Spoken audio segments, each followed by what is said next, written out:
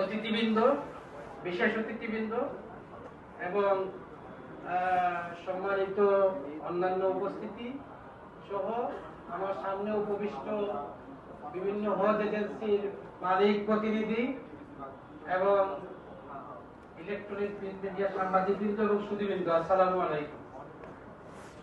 আজকে এখানে আমাদের মাননীয় প্রতিমন্ত্রী মহোদয় আছেন, অ্যাডভাইজার, মাননীয় অ্যাডভাইজার আছেন, মাননীয় সংসদ সদস্য আছেন, guest of honour from Saudi Arabia, royal guest of Saudi Arabia ওনারা আছেন আমাদের যারা লিড এজেন্সি এবং লিড এজেন্সির আওতায় সকল এজেন্সির যারা কর্মরত মালিক প্রতিনিধি এবং অন্যান্য সকল অংশগ্রহণকারীবৃন্দ।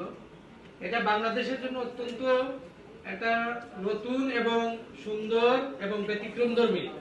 এই বছর আমাদের যে নতুন একটা সিস্টেম চালু হয়েছে, নুসুক কার্ড বাংলাদেশে হজে যাওয়ার আগেই বিতরণ, এটা বাংলাদেশের জন্য প্রথম।